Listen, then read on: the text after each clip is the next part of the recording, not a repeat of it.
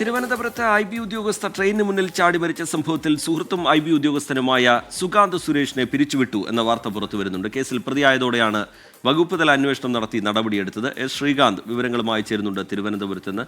ശ്രീകാന്ത്, ഇതിൽ ഈ പിരിച്ചുവിടുന്ന നടപടിയിലേക്ക്, അതുമായി ബന്ധപ്പെട്ടുള്ള കാര്യങ്ങളിലേക്ക് വകുപ്പ് തല അന്വേഷണം നടക്കുന്നുണ്ടായിരുന്നു. അതിനൊടുവിൽ ഇപ്പോൾ ആ നടപടി സ്വീകരിച്ചിരിക്കുന്നു, പിരിച്ചുവിട്ടിരിക്കുന്നു. ശ്രീകാന്ത്, വിവരങ്ങൾ.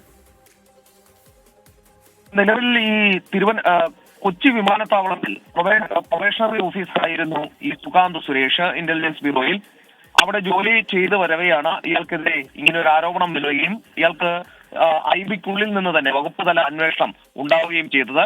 വകുപ്പ് തല അന്വേഷണത്തിനൊടുവിൽ ചെറിയ ശ്രീകാന്താണ് വിവരങ്ങൾ നൽകിക്കൊണ്ടിരിക്കുന്നത്. ചെറിയ ചില സാങ്കേതിക തടസ്സമുണ്ട്. അത് പരിഹരിച്ചതിന് ശേഷം ശ്രീകാന്തിന്റെ റിപ്പോർട്ട് പ്രേക്ഷകർക്ക് മുമ്പിലേക്ക് എത്താം. ടെലിഫോൺ ബന്ധത്തിൽ ചെറിയ ചില സാങ്കേതിക തടസ്സങ്ങൾ നിലനിൽക്കുന്നുണ്ട്. തിരുവനന്തപുരത്ത് IB ഉദ്യോഗസ്ഥ ട്രെയിനിന് മുന്നിൽ ചാടി മരിച്ച സംഭവത്തിലാണ് സുഹൃത്തും IB ഉദ്യോഗസ്ഥനുമായ ആരോപണ വിധേയൻ കൂടിയായ സുകാന്ത് സുരേഷിനെ ഇപ്പോൾ പിരിച്ചുവിട്ടിരിക്കുന്നത്. കേസിൽ പ്രതിയായതോടുകൂടിയാണ് വകുപ്പ് തല അന്വേഷണം നടത്തി നടപടിയെടുത്തത്. നമുക്കറിയാം, വലിയ ആക്ഷേപം സുകാന്ത് സുരേഷിനെതിരെ ഈ IB ഉദ്യോഗസ്ഥയുടെ കുടുംബമടക്കം ഉന്നയിച്ച പശ്ചാത്തലമുണ്ടായിരുന്നു. അതിനിടയിലാണ് ഇതിൻ്റെ വകുപ്പ് തല അന്വേഷണം നടന്നത്. അത് നടത്തിക്കൊണ്ട് നടപടിയെടുക്കുന്ന നിലയിലേക്ക് ഇപ്പോൾ കാര്യങ്ങൾ പോയിരിക്കുകയാണ്. ശ്രീകാന്ത് തയ്യാറായിട്ടുണ്ട്. ശ്രീകാന്ത്, നേരത്തെ ചെറിയ ചില സാങ്കേതിക തടസ്സങ്ങൾ ഉണ്ടായിരുന്നു, അത് പരിഹരിച്ചു. തുടരാം ശ്രീകാന്ത്. സുകാന്ത് സുരേഷിനെ പിരിച്ചുവിട്ടുകൊണ്ട് ഇന്റലിജൻസ് ബ്യൂറോ ഇപ്പോൾ അവരുടെ തീരുമാനം പ്രഖ്യാപിച്ചിരിക്കുന്നു. ഇയാൾക്കെതിരെ വകുപ്പ് തല നടപടിയാണ് ഇപ്പോൾ എടുത്തിട്ടുള്ളത്.